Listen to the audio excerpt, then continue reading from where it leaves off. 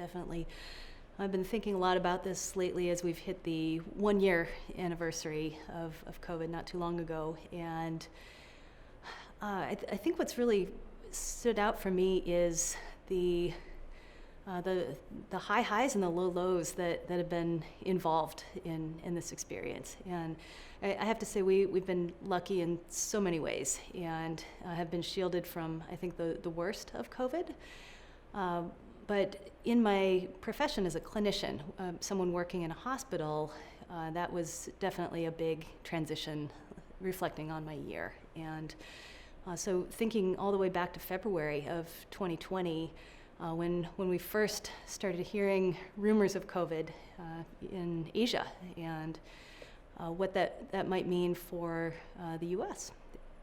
I remember some big transitions that that occurred during that time. First, just the newness of it all. Remembering back to needing to go to the local news, to the small local media to get any information about COVID because it hadn't been reported yet in other parts of the US. And thinking, wow, it's so strange that I can't really read about this yet in the New York Times, but I can go to my local blog and get a read of the situation.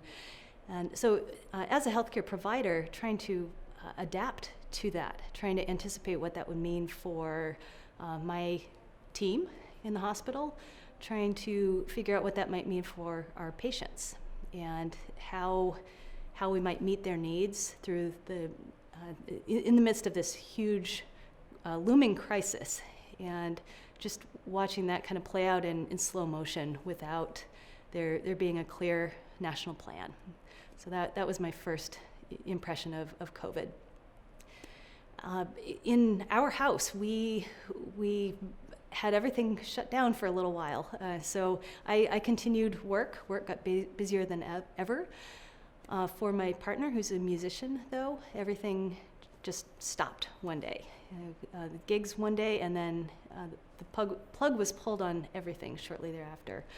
And that was a big adjustment, I think. The disappearance of the art scene for a while, seeing people try to adapt to that and start live streams, be really innovative, be really creative, yet with all the limitations of the technology and the restrictions posed by the government to keep people safe. So that's what stands out initially, thinking all the way back.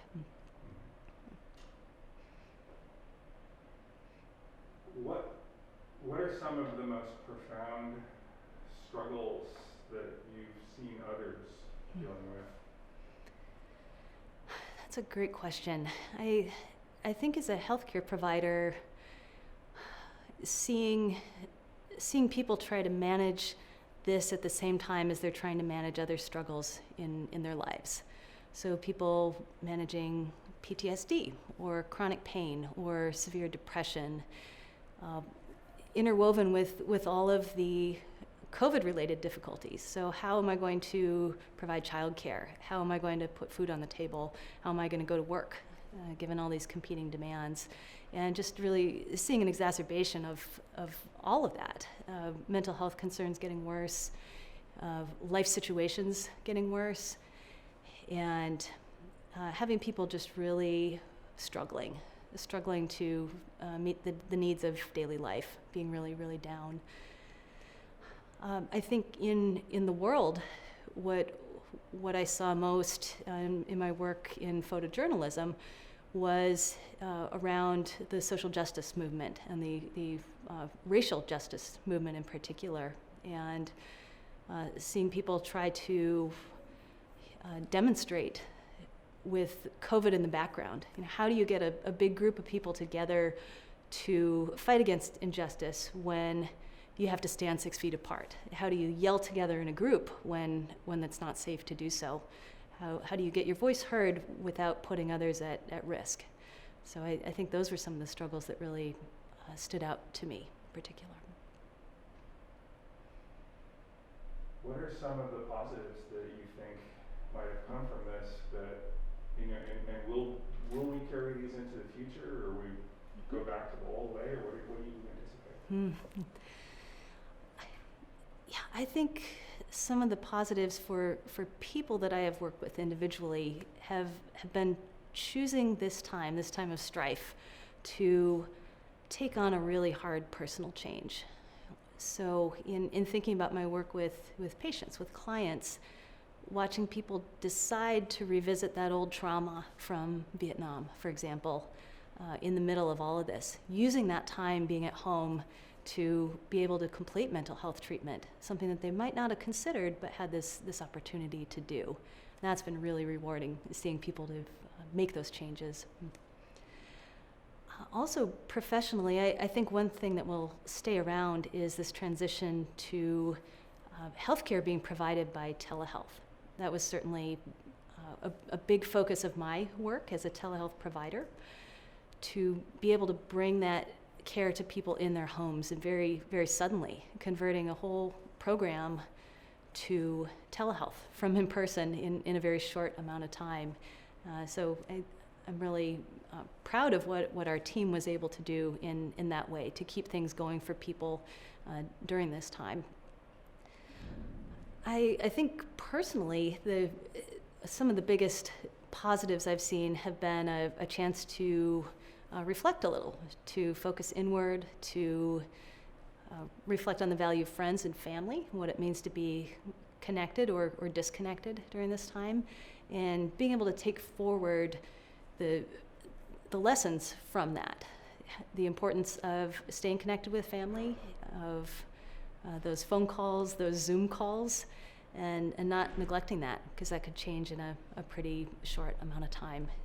So that I think has been the positive for me, and just doing more things at home, realizing how far apart our family had gotten in some ways, because we're very busy with our usual schedules, but taking time to walk every day, taking time to garden, think about the food that we're eating, and be able to make good choices around all that. That's been more possible this year.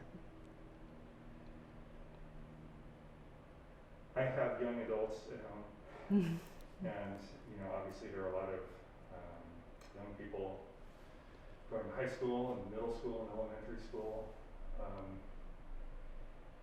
that should be in a very social part of their life right now. That's been altered.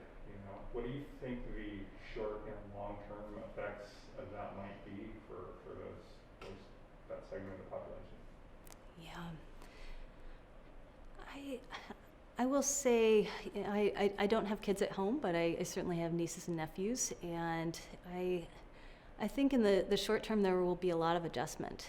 And I know some of my nieces and nephews have really spent half their life in COVID times, and so that's going to be a different backdrop than most of us grew up with. Having grown up in a pandemic, masks are normal, staying at home with your family is normal.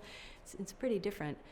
I think it's really hard for teenagers and young adults, though, right now. So much of their identity and their development is centered on that time together, learning from one another, just being in contact with one another, and sort of separating from family in a lot of ways. So I think it'll be a tough transition back for some. I also see that other kids and young people have really benefited from a different structure. And so I think young people are resilient. I think they will recover. I think people are just built to withstand difficult circumstances and still survive and thrive.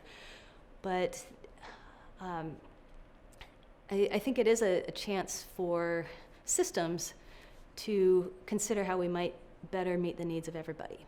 So people with disabilities, for example, how do we make things like school or workplaces more suitable to a wide range of needs and abilities? How can we build in that flexibility as a standard? And I think kids will really benefit from that in particular. Great. Anything else that you want to touch on that you've been thinking about?